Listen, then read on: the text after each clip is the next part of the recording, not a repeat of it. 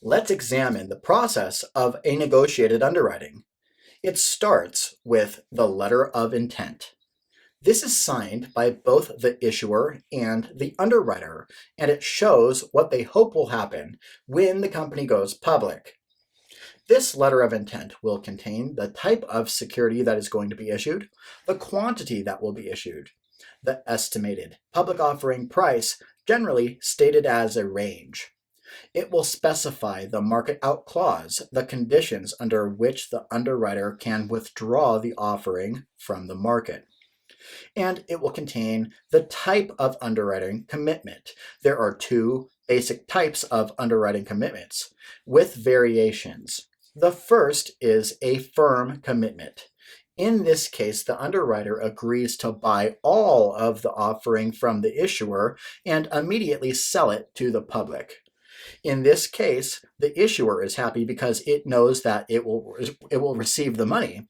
The underwriter takes the greatest risk because if the underwriter can't sell the offering, it will have to buy it into its own inventory, agreeing to buy all the unsold shares. So in a firm commitment underwriting, the underwriter acts as a principal in the transaction. The second type is a best efforts underwriting. In this case, the underwriter attempts to sell the offering to the public on demand.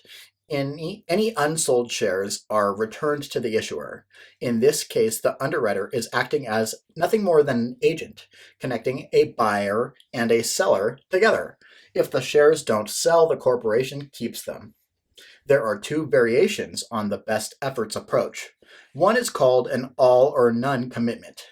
In this case, either all of the shares sell or the deal is canceled. No deal. Typically, this is used with a young company where the underwriter doesn't know how the market will react to the offering. The next variation is a mini-maxi commitment. In this case, the underwriter makes an all or none commitment on a minimum amount of the offering and then agrees to do the remainder of it as a pure best efforts. This type of commitment is used when a company needs to raise a certain amount of capital in order to keep going, and anything beyond that is considered to be gravy. There is one other type of commitment that is used in a very specific circumstance. It is known as a standby commitment, and it's used in a rights offering. A rights offering is when a company tries to sell additional shares to existing stockholders. In order to encourage them to buy the stock, it typically offers it to them at a discounted price, known as a subscription price. However, the company runs the real risk that the existing shareholders won't be interested in buying the additional shares. Therefore, the company hires an underwriter to stand by to buy any of the unsold shares at the subscription price. A standby commitment is a firm commitment because the underwriter has to buy any of the shares that the existing shareholders do not want to buy.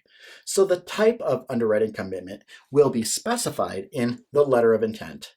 Once the letter of intent has been signed by the underwriter and the issuer, the actions of the underwriter and issuer come under the umbrella of the Securities Act of 1933. So remember, the 33 Act covers new issues. Let's look at the actions of both parties.